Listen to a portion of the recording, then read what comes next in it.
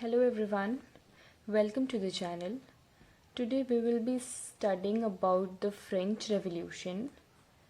ये chapter NCERT class 9th की history का सबसे पहला चैप्टर है और फ्रेंच रेवोल्यूशन का नाम लेते ही हमारे दिमाग में 3 शब्द आ जाने चाहिए। वो 3 शब्द हैं इक्वालिटी, लिबर्टी एंड फ्रैटर्निटी। ये तीनों वर्ड्स हमारे कॉन्स्टिट्यूशन के फर्स्ट पेज पर ही लिखे हैं और हमारे कॉन्स्टिट्यूशन का फर्स्ट पेज यानी कि प्रीएम्बल, हमारे प्रीएम्बल में ये तीनों शब्द लिखे हुए हैं और हमने इन तीनों शब्दों को फ्रांस के ही कॉन्स्टिट्यूशन से लिया है। तो चलिए शुरू करते हैं फ्रेंच रेवोल्यूशन को पढ़ना। क्लास 9 का सबसे पहला चैप्टर हिस्ट्री का है द फ्रेंच रेवोल्यूशन। 14 जुलाई 1789 ये एक बहुत ही इम्पॉर्टेंट डेट है फ्रांस के लिए। जैसे 15 अगस्त 1947 हमारे लिए एक बहुत इम्पॉर्टेंट डेट है, हम आज़ादी मनाते हैं अपनी उस दिन। वैसे ही फ्रांस के लोग 14 जुलाई को अपनी आज़ादी मनाते हैं, अपना इंडिपेंडेंस डे मनाते हैं। तो Paris was in state of alarm. Paris जो कि फ्रांस की कैपिटल सिटी हुआ करता था was in state of alarm. यहाँ पे बहुत ज़्यादा इमरजेंसी जैसी सिचुएशंस बन चुकी थी। र्यूमर्स, पूरे शहर में र्यूमर्स फैल चुके थे कि जो आर्मी है वो ओपन फायर करेगी सिटीजन्स के ऊपर। तो लोग तो काफ़ी डर गए थे। लोग ये सोच रहे थे कि जो आर्मी है वो ओपन फायर कर देगी हमारे ऊपर, हम मर जाएंगे सभी लोग। इससे पहले कि हम मरें हमें अपने अधिकारों के लिए बात करनी चाहिए। लोगों ने ऐसा सोचा और लोगों ने 7,000 लोगों की मिलकर एक मिलिट्री बनाई और गवर्नमेंट बिल्डिंग्स जो भी थी पेरिस के अंदर उनके ऊपर अटैक कर दिया।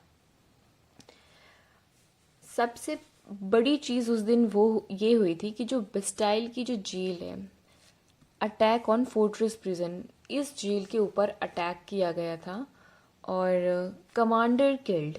उस जेल में एक कमांडर थे जिन्हें मार दिया गया था और 7 प्रिजनर्स वर रिलीज्ड।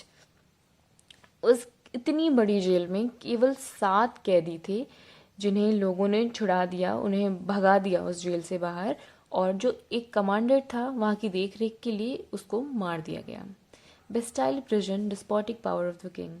और ये जो बिस्टाइल प्रिजन है इसको despotic power of the king माना जाता है, यानी कि जो राजा है फ्रांस का उसकी निरंकुश ताकत मानी जाती थी। फ्रांस में उस वक्त कोई भी डेमोक्रेसी नहीं थी, वहाँ पे राजतंत्र चलता था यानी monarchy. Stone fragments sold in the market. अब उस जेल को तोड़ने के बाद जो स्टोन फ्रेगमेंट्स निकले, अब कोई भी बिल्डिंग अगर तोड़ी जाती है या फिर कोई भी किला अगर हम तोड़ते हैं तो उनमें से स्टोन फ्रेगमेंट्स, ईंटों के टुकड़े निकलेंगे। तो वो इतनी बड़ी, इतनी हेरिटेज टाइप की जेल थी कि उसके जो स्टोन फ्रेगमेंट्स थे उसको मार्केट में बेचा जाने लगा। एक तरह से नीलामी हो रही थी उसके पत्थरों की और लोग खरीद रहे थे। People were protesting against high prices of bread. जो लोग थे फ्रांस में वो हाई प्राइजेस ऑफ ब्रेड के अगेंस्ट, जो खाने पीने की चीज़ें थी उनकी जो रेट थे बहुत ज़्यादा बढ़ गए थे। लोग अफोर्ड नहीं कर पा रहे थे, खा पी नहीं पा रहे थे, ठीक से रह नहीं पा रहे थे। तो इस वजह से वहाँ पे लोग प्रोटेस्ट कर रहे थे। French society during late 18th century. अब जो फ्रेंच सोसाइटी थी लेट 18th सेंचुरी में वो कैसी थी, वो कैसे बटी हुई थी, अब हम ये पढ़ेंगे टॉपिक नंबर 1 में। 1774 में लुइस 16 यानी वहाँ के जो राजा होते थे फ्रांस के, उनका नाम तो लुइस होता था लेकिन जो उसके आगे 14, 15, 16 ये नंबर्स लगे होते थे। तो लुइस 16 उस समय जब फ्रेंच रेवोल्यूशन हुई उस समय वहाँ के राजा लुइस 16 थे और इन्हें 1774 में वहाँ का राजा बनाया गया था। और ये बर्बन फैमिली से बिलोंग करते थे। बर्बन फैमिली जो फ्रांस था वहाँ की जो शाही परिवार था जो राज करता था फ्रांस के ऊपर, वो थी। जो लुइस 16 थे वो महज 20 साल के थे जब उनको फ्रांस का राजा बना दिया गया 1774 में, और ऑस्ट्रियन प्रिंसेस मैरी एंटोनिटी से इनकी शादी करा दी गई। मतलब 20 साल के लड़के को उतना बड़ा देश सौंप दिया गया और उसकी शादी करा दी गई मैरी एंटोनिटी से।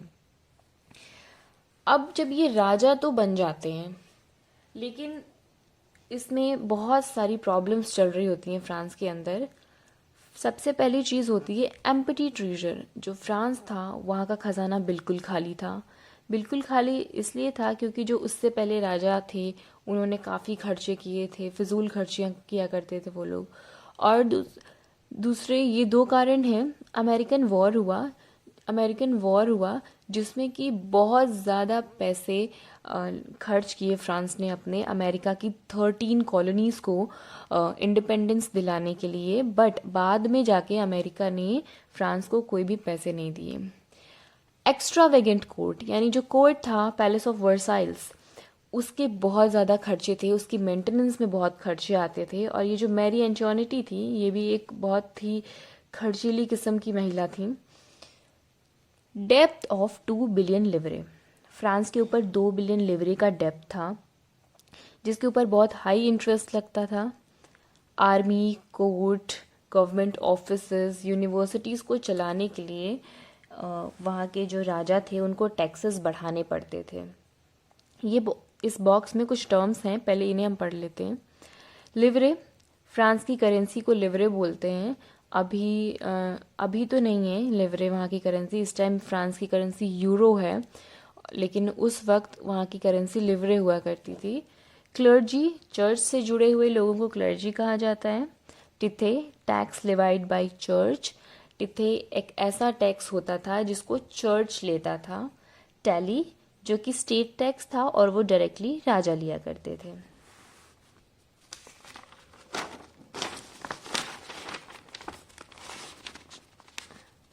अब यहाँ पे हम समझते हैं फ्रांस की जो सोसाइटी थी वो कैसे बटी हुई थी।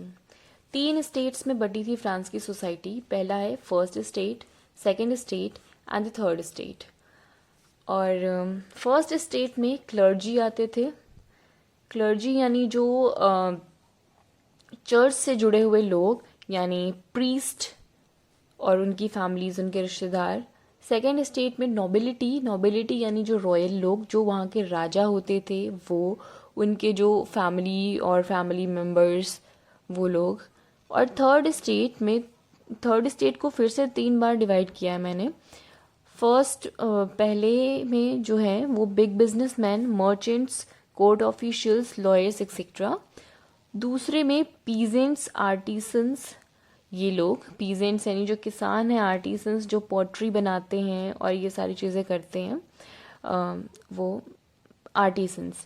और थर्ड में स्मॉल, बहुत छोटे किसान जिनके पास बिल्कुल नाम मात्र की ज़मीनें होती थी, और लैंडलेस जिनके पास ज़मीनें होती ही नहीं थी, और सर्वेंट्स जो सिर्फ उन लोगों को, जो बड़े लोग हैं उनको सर्व करने के लिए होते थे, वो हुआ करते थे।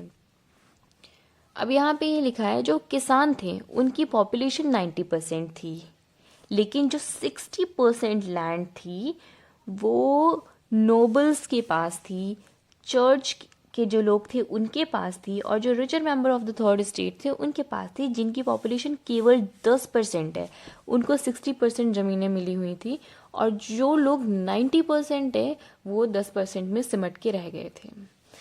यहाँ पे लिखा है कि जो नोबलमैन थे वो स्पाइडर थे और जो पीजेंट्स थे वो फ्लाई थे। नोबलमैन स्पाइडर इसलिए थे क्योंकि वो, जैसे जो मकड़ी होती है अपने जाल में मक्खियों को फंसा लेती है, उसी तरह नोबलमैन ने अपने जाल में पीजेंट्स को फंसा के रखा हुआ था।